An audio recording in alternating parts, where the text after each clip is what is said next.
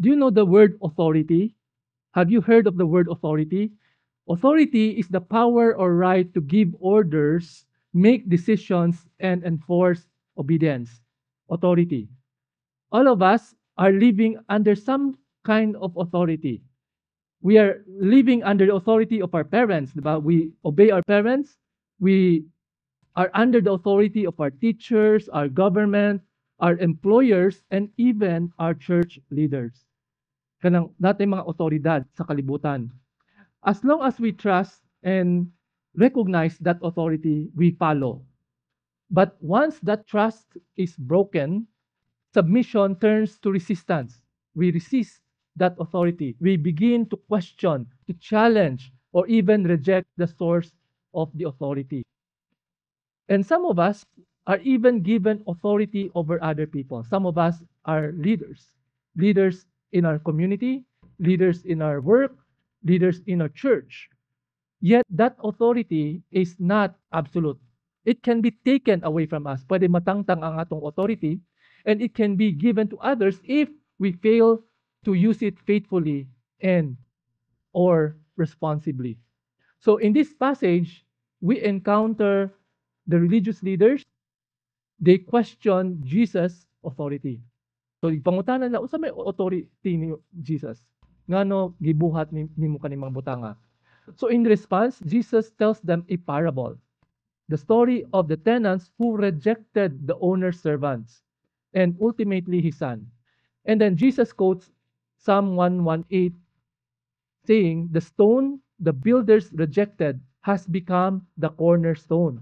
And he adds, "Everyone who falls on that stone will be broken to pieces. Anyone on whom it falls will be crushed." So, with these words, Jesus foretells the consequences of rejecting the authority of God. So, gisulti diha unsay mahitabo kung gi-reject nato ang otoridad nga gihatag ng Ginoo sa iyang anak. God will take away what were entrusted and give it to others. So the question for this morning is that, are we submitting to the authority of Jesus? Or are we resisting it just like the religious leaders? So this morning we're going to explore how Jesus' rightful authority challenges us and what it truly means to reject or even to receive the Lord. So can we all please stand before we continue? Let's pray. Father in heaven, thank you very much for this wonderful day. Salamat, Lord. Kay imo mo kami i-remind, Lord, about your authority and why we should obey and follow your Son, Jesus Christ. Father in heaven, I pray, O God, that you will touch our hearts and minds, Lord, that you will convict us if there's anything that needs changing. Lord, amo ipanalangin, Lord, ang Espiritu Santo nimo na mulihok at ang imong pulong mo talab sa among kasing-kasing, Lord God. We want to know you more. We want teach us your ways. Thank you, Lord. We just want to commit the rest of the day into your hands. In Jesus' name we pray. Amen. We're continuing our sermon series. Niundang ta kajot sa Gospel of Luke. So we're now back and we're now in chapter 20. Ang chapter 20, nasa lima ka controversy. Controversy between Jesus and the religious leaders. And as you all know, kanang mga religious leaders, kaaway na siya ni Jesus. Na sila mga gipangutana, gi-challenge nila si Jesus. And there are 5 questions that they were asking about Jesus. The first one is about the source of Jesus' authority. And that can be found in verses 1 to 8. Second is Jesus' parable of the wicked tenants. And that is what we will discuss this morning, ang first and second. And then later on, gipangutana po si Jesus bahin sa pagbayad sa buwis, no? About Caesar's tax. And then Jesus was asked about the Sadducees' question about resurrection. And in turn, Jesus asked the Pharisees and the religious leaders whose son is Christ. So, mo ni siya ang lima ka controversy na naa sa chapter 20. So, for this morning, we will focus on the first two. Okay? So, we can see here, the religious leaders try to test Jesus on every aspect. Sa iyang personal, political, and theological, gipang atake si Jesus. Gi-question ang iyang authority ang iyang belief. But, the leaders were trying to trap Jesus, pero dili nila kaya. Instead, Jesus was able to embarrass and silence them. So let's look at the passage sa chapter 20, verse 1. One day, Jesus was teaching the people in the temple courts and proclaiming the good news. The chief priests and the teachers of the law, together with the elders, came up to him. Tell us by what authority you are doing these things, they said. Who gave you this authority? So usa ka adlaw, samtang si Jesus nagtudlo sa mga tawo dito sa templo, gipangutana siya sa mga leaders. Sultihi kami kung pinaagi sa unsang otoridad kamo nagbuhat ni ining mangbutanga. Sila miingon, kinsa ang naghatag kanimo ni ini nga otoridad. By the way, kaning passage sa Luke, this can also be found in Matthew and Mark. And then, to get the whole picture, let's look at the other passages. So, kani siya, makita po nato ang story sa Matthew and Mark. There are slight differences. Sa Luke, nakabutang diha, as Jesus was teaching the people in the temple courts and proclaiming the good news, whereas Matthew says that Jesus entered the temple courts and while he was teaching. And Mark said, Jesus arrived again in Jerusalem and while Jesus was walking. So, is there a conflict? There's no conflict kasi you can read all of this together. Most probably, Jesus was, yabot si Jesus sa temple, he was walking, and then at the same time, he was teaching and preaching the good news. And then, balik ta, Jesus was teaching the people in the temple courts. Asa man yung temple courts? So, kani ang picture ng temple courts? Because the temple, meron sa outside. So, ito yung sinasabi na court of Gentiles. So, during Passover, by the way, this story happens during Passover. And during Passover, daghan kay mga tao gikan sa lain na lugar, no? Pilgrims. They went there to celebrate the Passover. So, jam-pack ang temple courts. And that is where Jesus was teaching and preaching the good news. So, sabi na, Jesus was proclaiming the good news, the gospel about the coming of the Lord, coming of God's kingdom. And what happened while Jesus was preaching? Nakabutang diha, ang mga religious leaders tried to question his authority. It's very interesting. We can learn something from this one. While we are serving the Lord, expected that there will be enemies who will try to interrupt and stop us. So it's a given. Kasi kung wala kang opposition, ibig sabihin, you're not a threat to the enemy. So, hindi effective ang imong ministry. Pero kung effective ang imong ministry, the enemy will do his best to stop you from doing your job. From doing what God wants you to do. So, mao to ang gibuhat ng mga kaaway ni Jesus. Very effective ang gipangbuhat ni Jesus because he was able to draw the people to him. And by the way, itong chapter 20, this happens after, di ba? If you look at Luke 19, unsay nahitabo? Jesus entered into the temple and he drove out the money exchangers, the sellers, the merchants. Gipanghawa niya mga merchants. Kani mga merchants, under ni sila sa protection sa mga religious leaders. Siguro na may commission din mga religious leaders. So, nung gipahawa ni Jesus, medyo nalain yun mga religious leaders. Teka, wad-an mi og hanap buhay. So, parang naano sila. And then, they are questioning, what is your authority? So, moto, tingon siya, the chief priests, the teachers of the law, together with the elders, came up to him to ask Jesus about his authority. By the way, let's just look at this. The chief priests, the teachers of the law, and the elders. Who are these people? By the way, itong mga tao, this form part of the Sanhedrin. The Sanhedrin is the ruling council of Israel at the time. So the chief priests, the teachers of the law, in other translation, they are called scribes. Mao ni siya mga Pharisees and mga Sadducees. So there are two religious sects, lahi ang ilang mga belief. And then the elders ang mga leader nila, no? The leader ng Sanhedrin. So the duty of the Sanhedrin is to, kasi all religious affairs are under their regulation. So nire-regulate nila. So they are there to question Jesus' authority of teaching in the temple as well as driving out the money exchangers and the merchants. So, sabi nila, tell us, by what authority you are doing this? Who gave you this authority? So, gipangutan na si Jesus. Because during the time, just to give you a background, before you can teach the scripture, you have to be ordained. Dapat i-ordain ka ng mga religious leaders. Pero si Jesus, he's a rabbi, he's teaching, pero wala siyang formal training. He's not a Pharisee. Wala siya gitagaan o parang blessing, kumbaga, ng mga religious leaders para magtudlo. So mga to, they cannot accept that who is this person? This is a carpentero. Tapos biglang, di ba, wala ni agi sa ilaha. So nalain sila. Wala ni agi sa ilang authority. Okay? So the religious leaders asked the source of Jesus' authority. Who gave you this authority? Because, we did not give you any authority, so why are you doing this? But there's a problem with the question. May problema sa pangutanan ng mga religious leaders. It assumes that only they can give authority, to teach. Kana ang ilang problema. So Jesus replied to them. So lantaw na to, giunsa pag-reply ni Jesus ilang pangutana.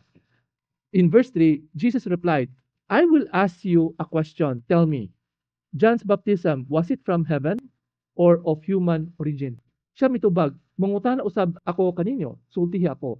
Ang bautismo ni Juan, gikan ba sa langit o gikan sa tao? Ngano inana ba yung style ni Jesus, no? If you notice in the mga debates ni Jesus and the mga religious leaders, Jesus will usually not answer directly. Instead, Jesus will ask questions. Why? Because sometimes you have to be careful. Sometimes the question is loaded. Na sometimes the premise of the question is incorrect. So that's why it's sometimes wise to ask a question so that the person asking will know and realize that there is something wrong with the premise of the question. And see, what's wrong with the premise of the question of the religious leaders? Because they assume that sila lang ang may authority na maghatag o blessing. Sila lang pwede mag-ordain ng rabbi. So kana ay lang sa'yo. Mao Jesus tried to correct or to change their wrong thinking by asking, okay, John's baptism, was it from heaven or of human origin? So in other words, Jesus is trying to let the leaders think, kumbaga the authority does not only come from human, mayroon bang mas mataas na authority, which is God.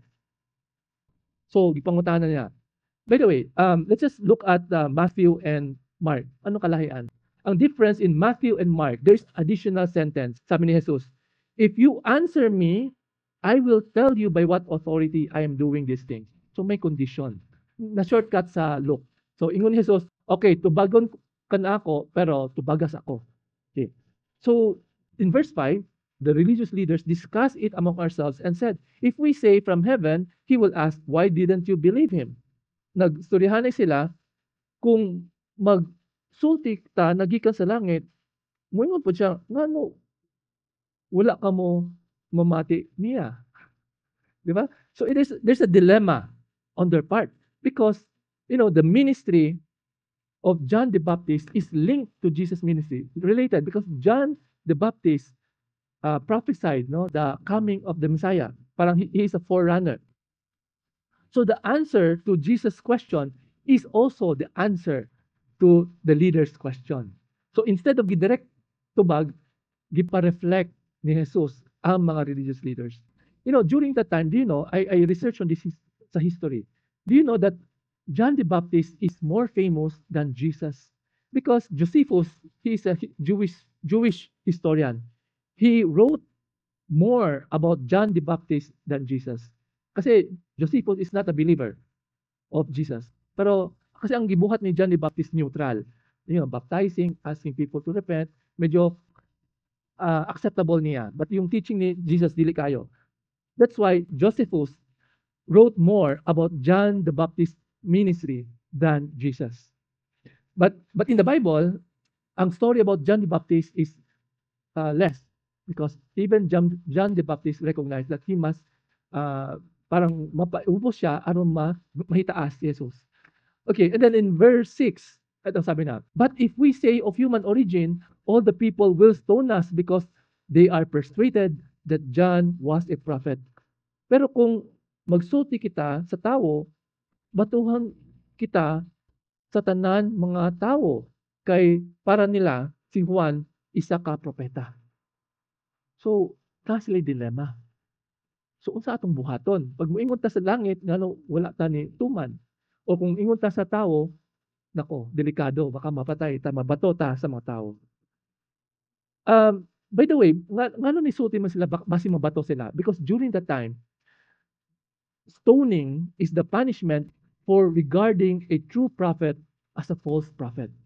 So if you falsely accuse a true prophet as a false prophet, the penalty is stoning. So hadlock sila, no? Hadlock kasi even the people can stone them to death. Hadlock sila. Dili sila ganahan kay kabulo man sila na propeta gyud. So unsa lang gibuhat? Instead of being honest, they said in verse 7, we do not know where it was from. We do not know. Wala kami kabalo. Then Jesus said, neither will I tell you by what authority I am doing these things. So, ang answer ng mga leaders, no comment. O, di, sabi ni Jesus, wala po ko'y comment, wala po ko'y tubag sa inyong pangutana. Because I think the answer is very obvious. And the problem is, nagbulag-bulagan ang mga religious leaders. Kabalo naman sila. Na ang authority ni John the Baptist gikan sa langit and kana pud ang pangutana sa tubag nila gikan sa langit ang authority ni Jesus. So it's very clear that God is the source of Jesus' authority. The leaders knew of the answer, but they do not want to say it because it will expose their hypocrisy. Ma-expose sila. So the leaders themselves, they're condemned by the refusal to answer. They are condemned. Kablo sila. Kablo sila. You know, in God's kingdom, one thing that we will learn here, that training, official training is not required. Although it's nice to have training, but it's not required. Ang pinaka-importante, yung calling, yung commission gikan kang Lord. Because if God calls you, He will definitely equip you. So it's not that I am qualified to preach the word of God because I have undergone a lot of training. It's not that. No? So sayop ang thinking ng mga religious leaders na dapat mo agi sa ilaha. Dapat mo eskwela sila under the school of Pharisee or whatever, under the university. Wala. What is more important is God's calling and God's commission. And the spiritual blind cannot see it. No, the religious leaders, they were blind. They were blind. Okay, so let's just pause for a while. How can we apply the passage? Ano mga practical applications sa passage? You know, this passage makes us reflect who Jesus is to us. Kisa man sa Jesus sa atong kinabuhi. If we believe that He is from God and that He is God, then are we acting like it? Are we taking His word as God's word? Or are we questioning Him? You know, the Bible teaches us a lot of things. It says a lot, like loving your enemies, forgiving one another, and then ano pa, fleeing from sexual immorality, not calling your brothers fool, no? Wag dili magdumot, speak truthfully in love. All of this, if we consider Jesus as our authority, if we consider the Bible as the word of God, then we will have to obey. And ang problema, ang ubang tao, especially unbelievers, and sometimes some believers, parang, dili na siya applicable karong panahon na. Parang outdated na yung Bible because it teaches about these things. Di ba parang, anyway, God is love, especially tong movement, the LGBTQ movement, parang hindi na yung teaching about marriage between man and woman, outdated na. Parang para sa kanila, they reinterpret the scripture that this is the new and proper interpretation. But unfortunately, ang problema, do they consider the word of God as authoritative? Gitagaan ba nila og respect ang pulong ni Lord? Kaya kung gi-recognize nila that Jesus is God, Jesus is Lord, ila gyud pud sundon ang unsay nakabutang sa Biblia. So the question is, it's a matter of authority. Who is Jesus to you? Do you consider Him to have the authority over your life? Because if you don't, you would not follow, you would not obey. So this morning is a reminder to each and every one of us. Until and unless we recognize Christ's authority, obeying His word becomes optional. Parang, parang I will obey if I feel like to. Pero kung i-consider nato siya as the Son of God, as God Himself, then we will consider obedience as mandatory. So the question is, do you question or do you recognize Jesus' authority over your life? Will you accept His authority and live by His commandment? So yun ang importanteng pangutana. Parehas ba ta sa mga religious leaders na gi-question, si authority, ngano mo sunod man ko ani, di ba? Ngano man. But instead, know that Jesus' authority is from the Lord and we have to obey everything that He tells us. Now, let's go to the second part of the passage. And then Jesus went on to tell the people this parable. A man planted a vineyard, rented it to some farmers, and went away for a long time. Mipadayon siya sa pagsuti sa mga tao niini nga sambingay. May usa ka tawo nga nagtanom og parasan. Gipaabangan niya kini sa pipila ka mag-uuma ug milakaw siya sa dugay nga panahon. Unsa man yung parable? Unsa man sambingay? Usually it's a short story with a lesson. Short story with a lesson.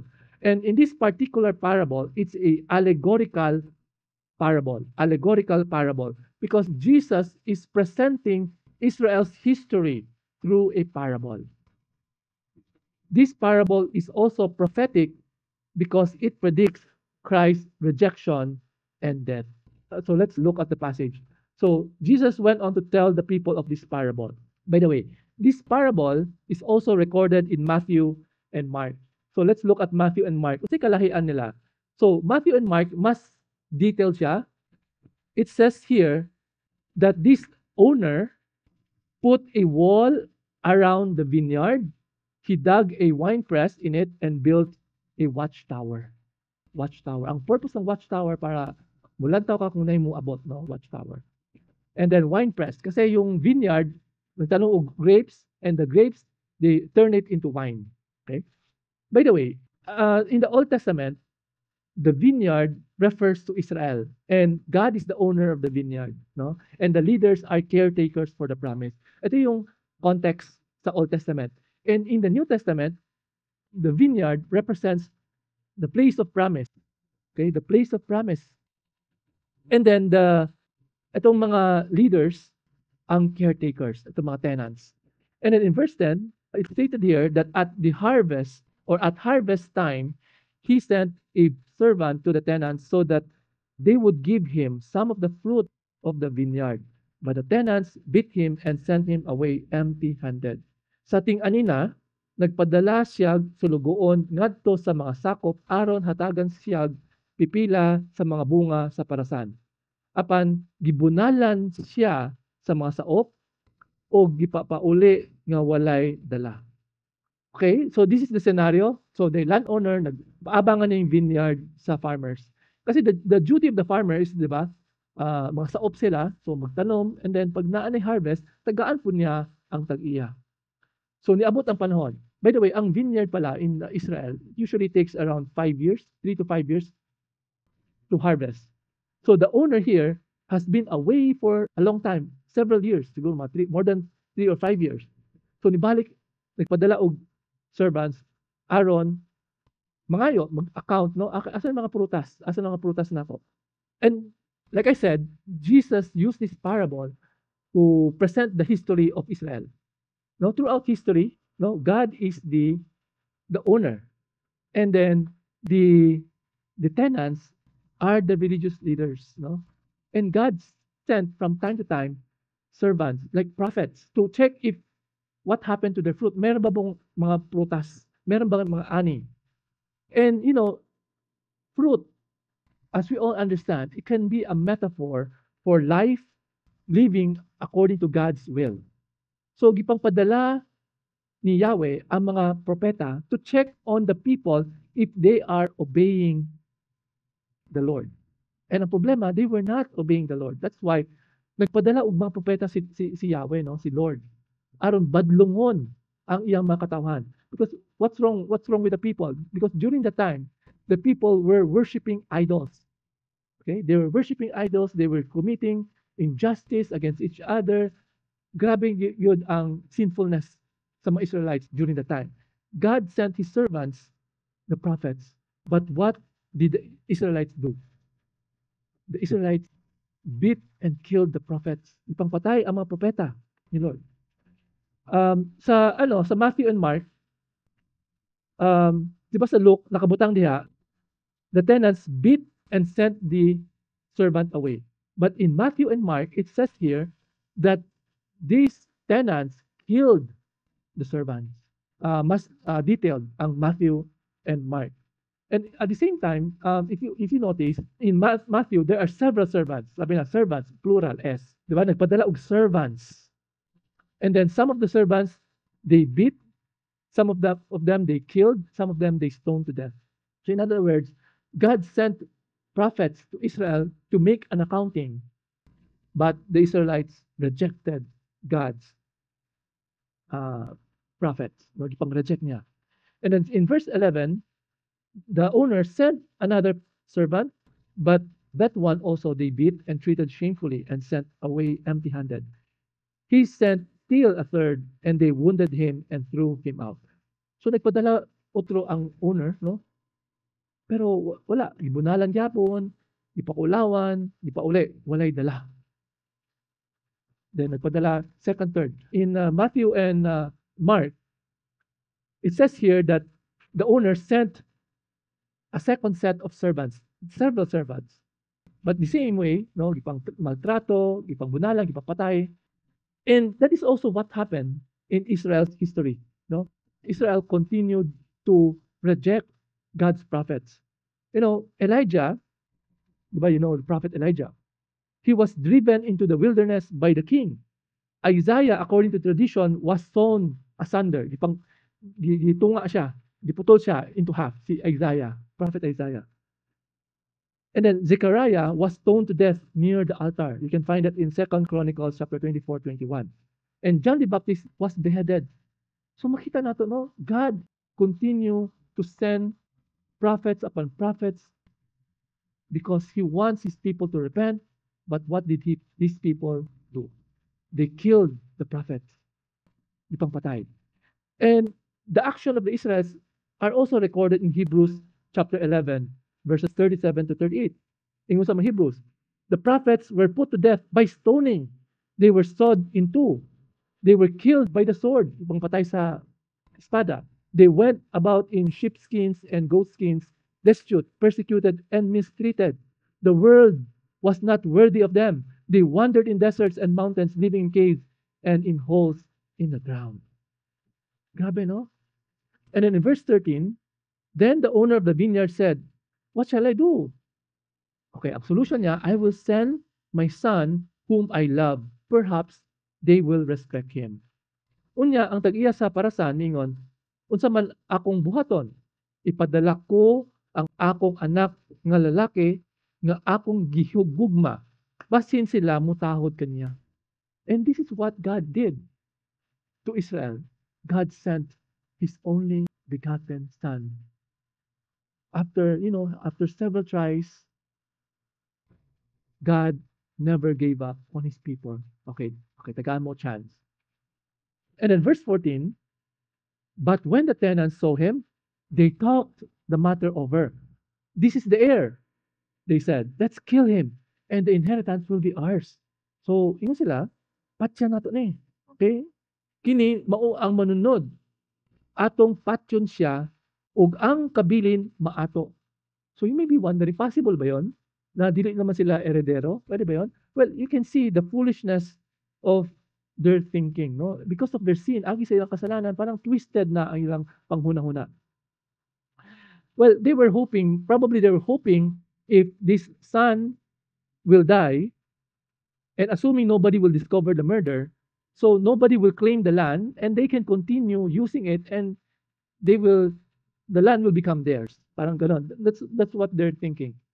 And based on my research, during that time, there is a parang a practice during that time. No, if the landowner has abandoned the land for more than 3 years, and you do not know who's the owner, then those who are in possession will be presumed to be the owner if there is no one laying claim. So parang ganon. So there's such a thing. So they were hoping na siguro pag napatay ni and siguro yung tag-iya di na magka-interest, di na mabalik, maamo na ni. Maamo na ning yuta. In verse 15, Jesus said, so they threw him out of the vineyard and killed him. So katong mga tenants, gilabay kaning anak gipang patay.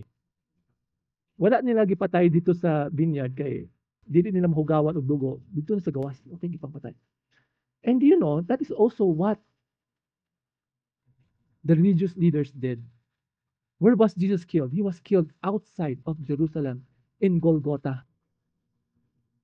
Golgotha. And he was judged and condemned by Gentiles.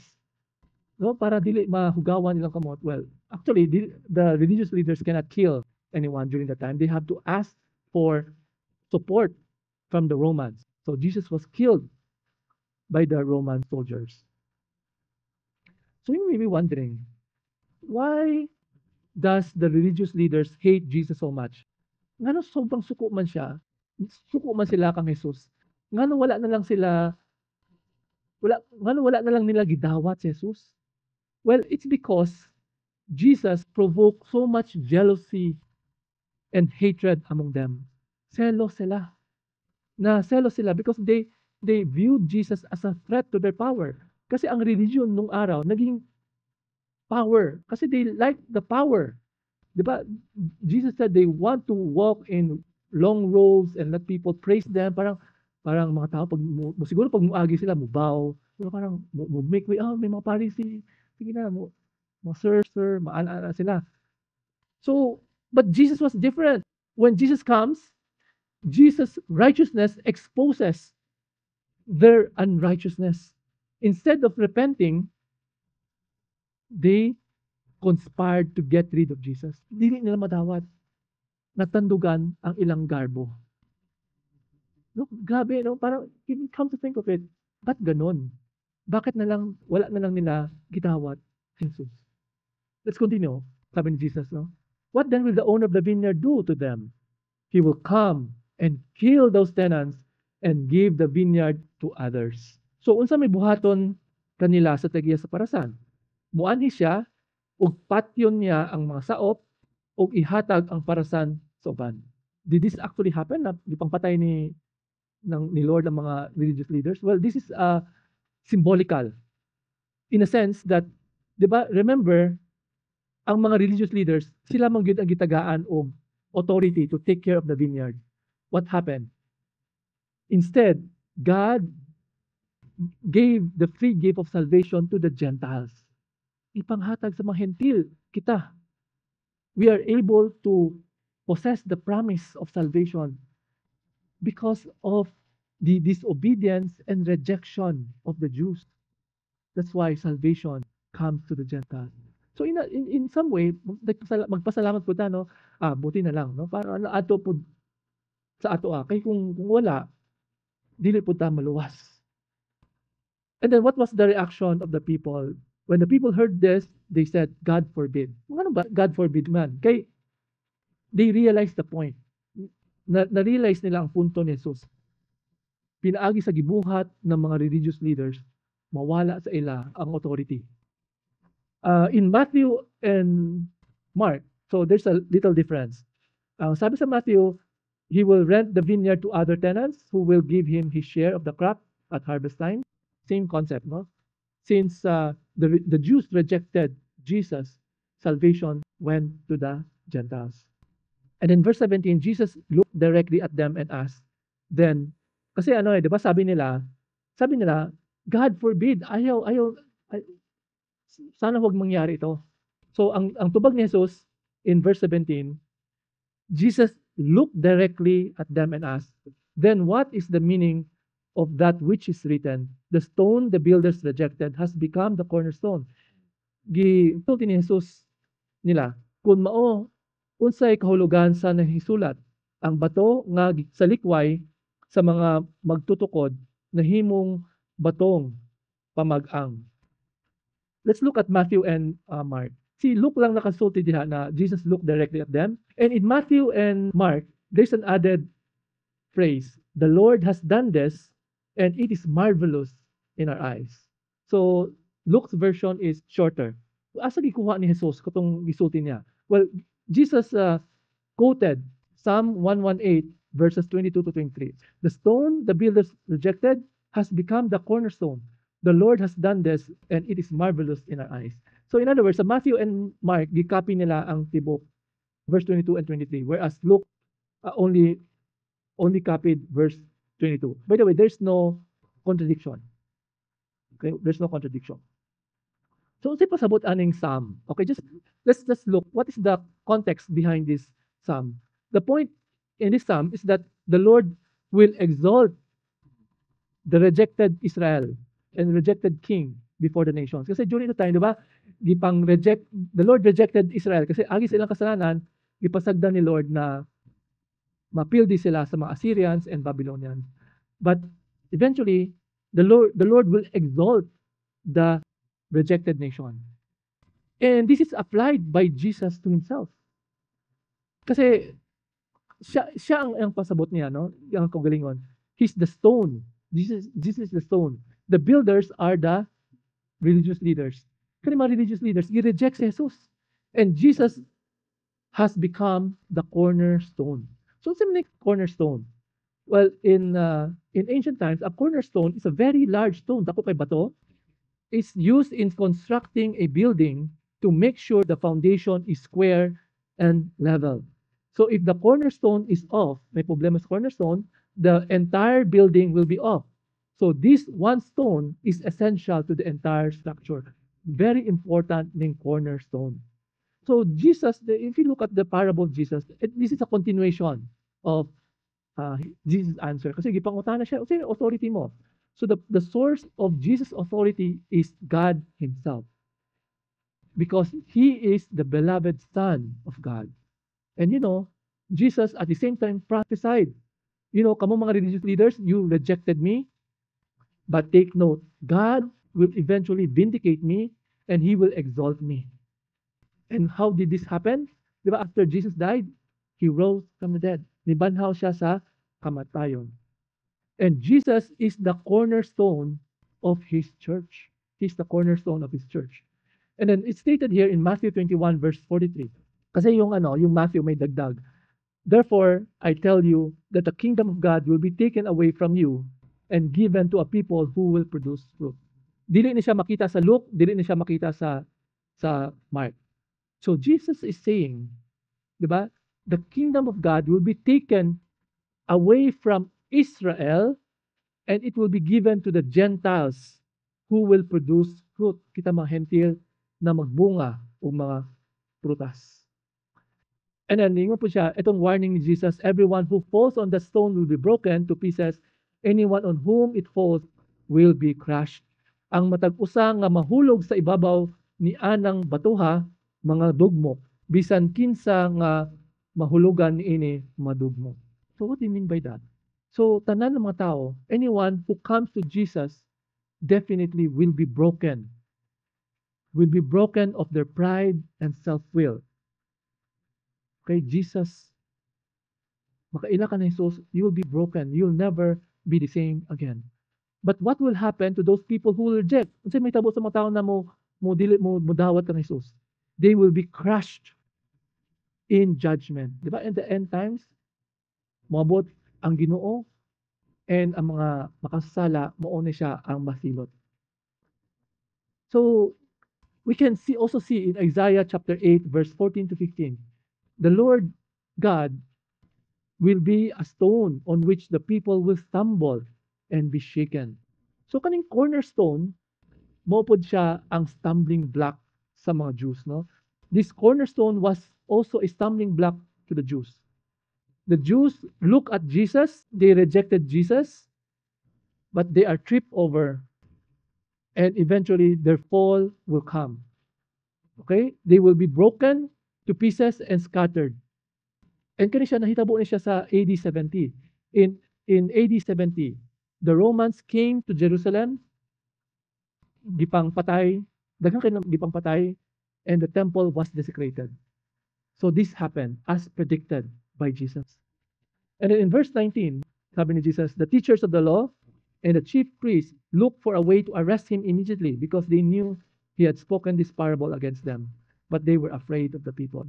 Ang mga magtutudlo sa balaod ug mga kadagkuan sa mga pari nangitag pabaagi na madakop si Jesus kay nahibalo sila nga nagsulti siya niini nga sambingay batok kanila apan nahadlok sila sa mga tawo. Ngano nahadlok man sila sa mga tao? Kay the people considered Jesus as a prophet. The people considered Jesus as a prophet. And unfortunately, kanang mga religious leaders, they did not follow the word of Jesus. Diba sabi ni Jesus, diba? Do not be afraid of those who kill the body but cannot kill the soul. Rather, be afraid of the one who can destroy both soul and body in hell. So, mas gipili nila mahadlok sa mga tao kaysa muhadlok sa Ginoo.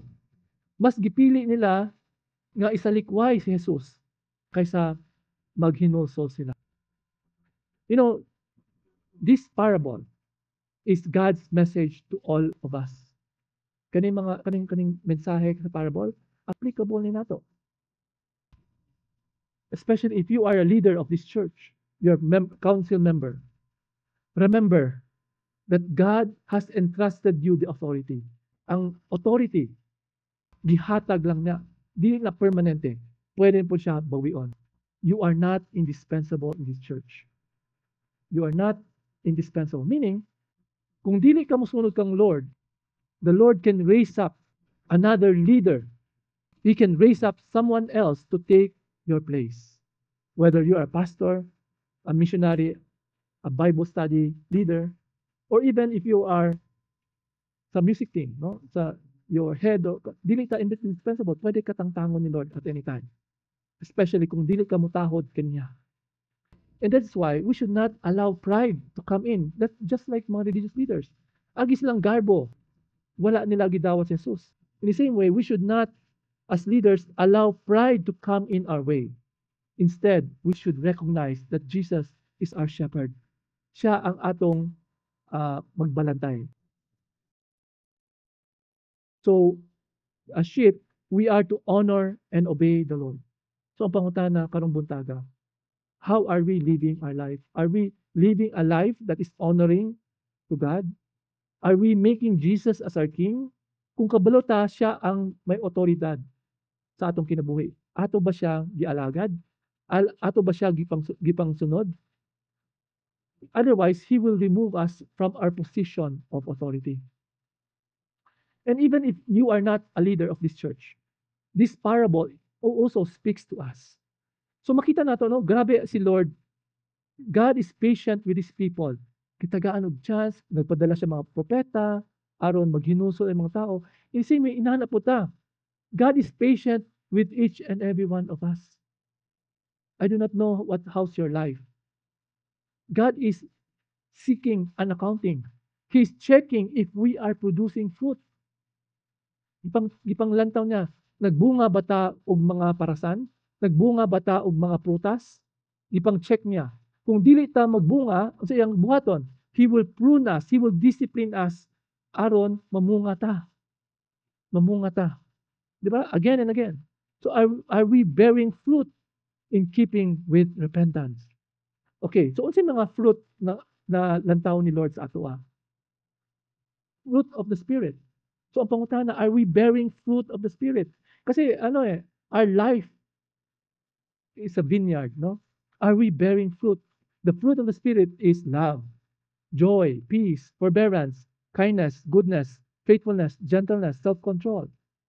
So are we bearing fruit? Our life is like a vineyard, no? The Lord is using other people to remind us. So this morning, the Lord is reminding us, nabatay gugma sa atong kasing-kasing o basi pagdumot na sa imong isig katawo. Nabay kalipay, basin sige, you're always gloomy. Basin dugay na ka, wala nagpasalamat kang Lord. You're parang sige ka sad sa imong kinabuhi. Is there joy in your life? Is there peace? The peace that transcends all understanding. Do you show kindness to other people? Are you harsh with your words? Yeah. How do you how do you talk to other people? Are you gentle? Are you faithful? Do you have self-control? Okay? Do you have self-control? Self-control against several things, no? Probably lust of the flesh or other things, no? Na baka ina mga butanga. So kana ang gipanglantaw ni Lord sa ato panglantaw ni Lord. Or are we gratifying the desires of the flesh, which is contrary to the spirit? Okay, let's look at Galatians chapter 5 verse 19 to 21.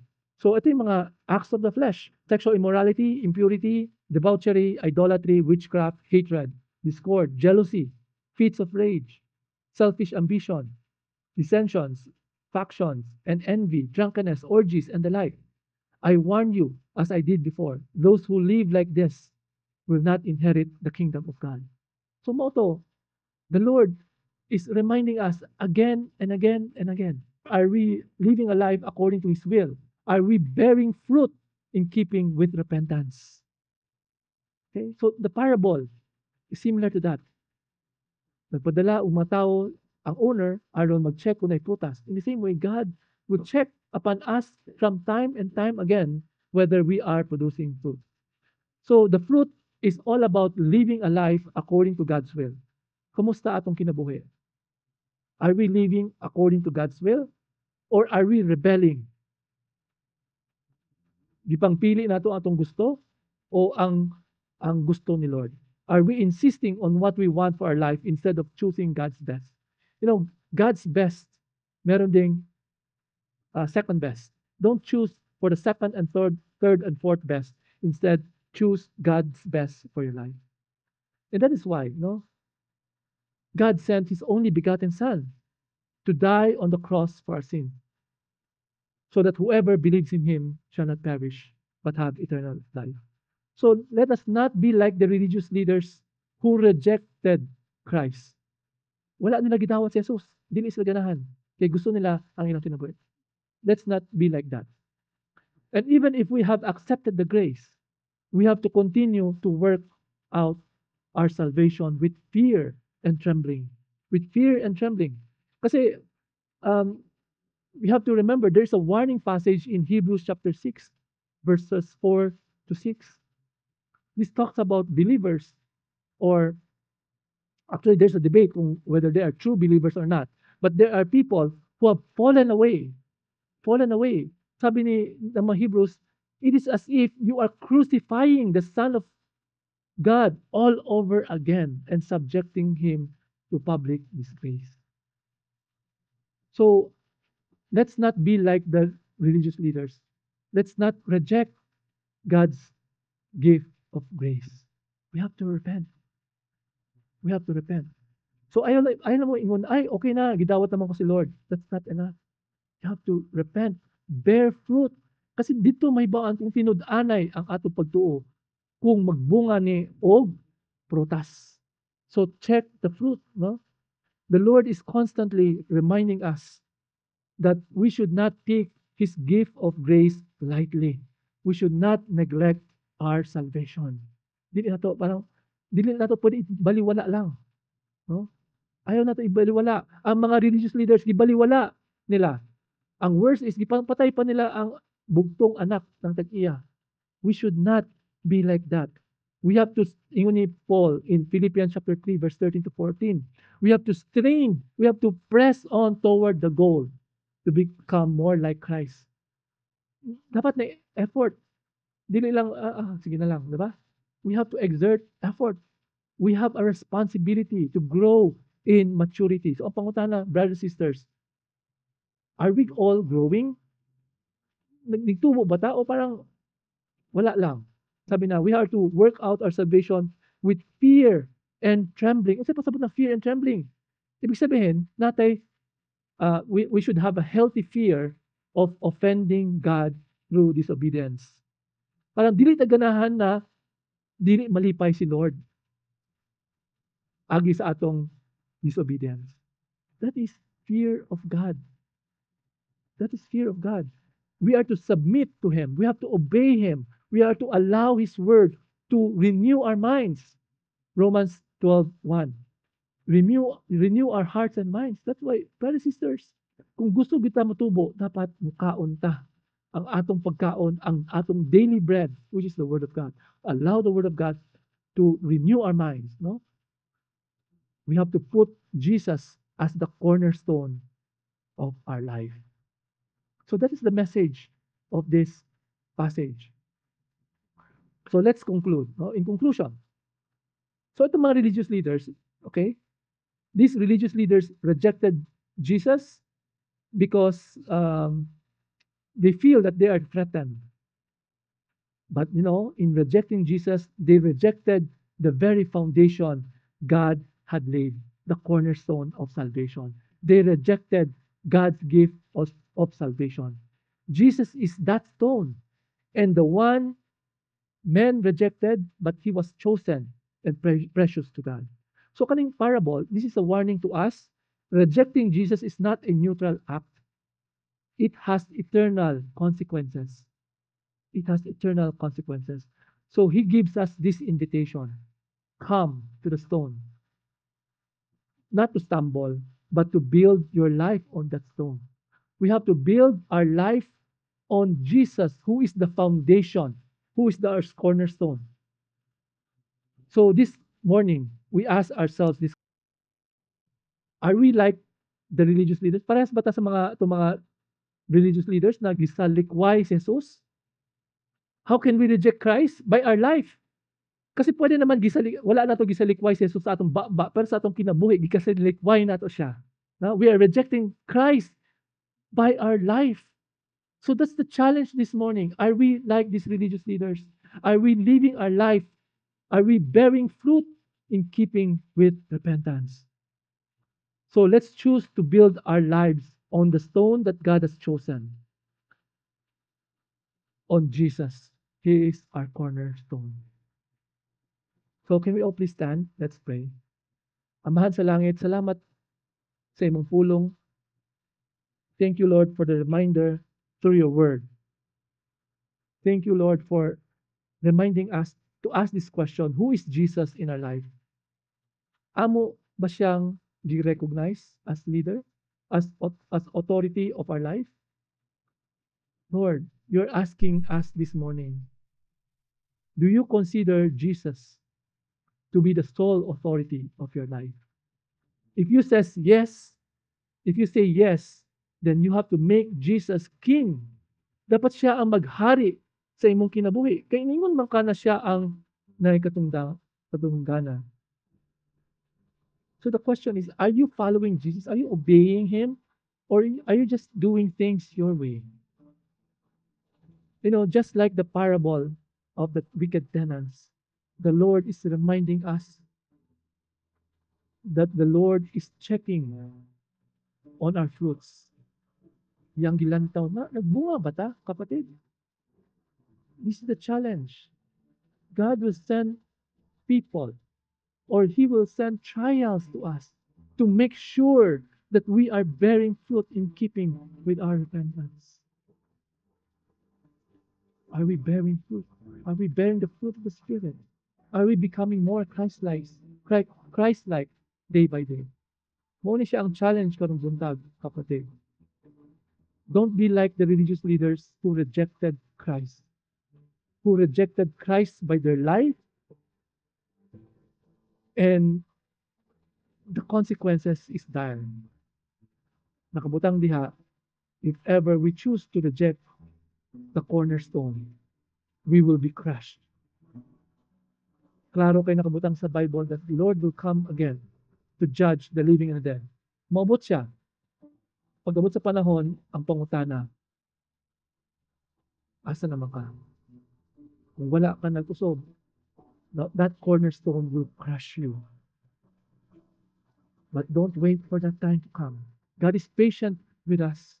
He does not want any of us to perish, but to come to Him in eternal life. Father in heaven, we ask for your forgiveness, O God. Pasaylo amin, Lord, sa tanan mga kakulangan namo, Lord, sa katanan mga kasalanan namo, Lord.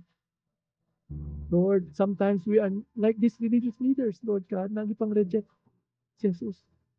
Nag-amay panalangin, Lord, na that you will turn our hearts of stone into a heart of flesh. Na mahumo ka mo kasing-kasing, Lord, that we will not harden our hearts. Instead, we will accept Jesus as the authority of our life, as the King, and that we will obey Him for the rest of our lives. Salamat, Lord. Thank you, Lord. Help us by your grace to grow in maturity, to become more like Jesus. Salamat. In the name of Jesus, all this we pray. Everybody says,